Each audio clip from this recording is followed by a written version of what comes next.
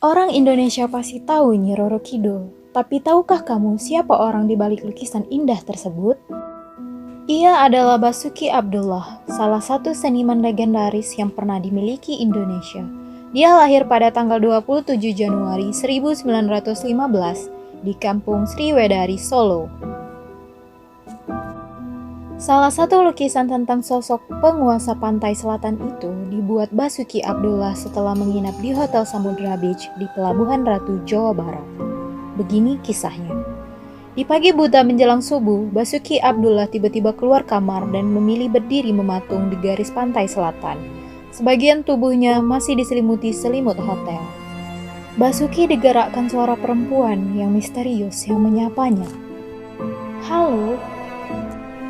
Nalurinya menangkap sapaan pendek melalui saluran telepon itu sebagai isyarat.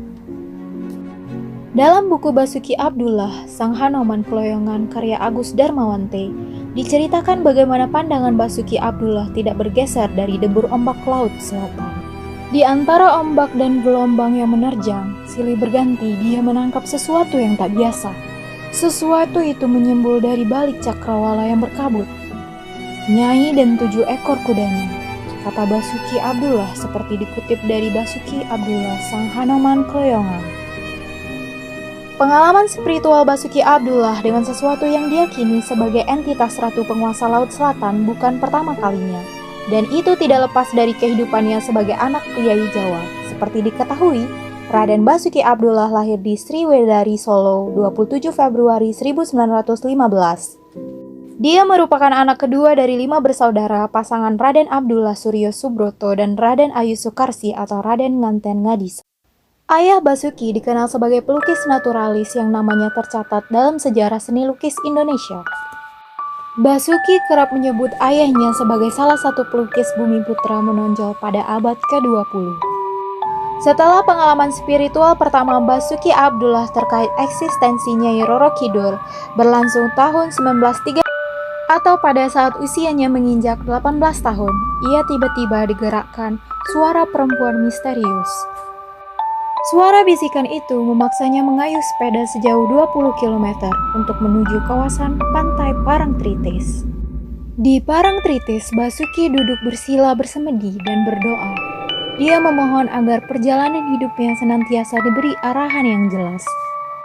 Setelah beberapa jam di pantai, Basuki kembali mendengar suara bisikan serupa agar segera kembali ke rumah dan menemukan sepucuk surat di atas meja. Sebuah surat pendek yang ditulis pamannya, isinya meminta Basuki Abdullah menyiapkan diri karena ia telah mendapat beasiswa untuk belajar melukis di negeri Belanda. Beasiswa itu datang dari Catholic Mission. Basuki Abdullah mempercayai suara bisikan perempuan misterius itu datang dari Nyi Roro Kidul. "Saya yakin dia adalah Nyi Roro Kidul," kata Basuki Abdullah seperti dikutip dari buku Basuki Abdullah Sang Hanoman Kloyongan. Basuki Abdullah memiliki pandangan sendiri tentang profil Nyi Roro Kidul. Menurutnya, sosok mistis itu adalah wanita atau makhluk yang welas asih dan gemar menolong. Sepulang dari Pelabuhan Ratu, Basuki Abdullah menyiapkan kanvas berukuran besar.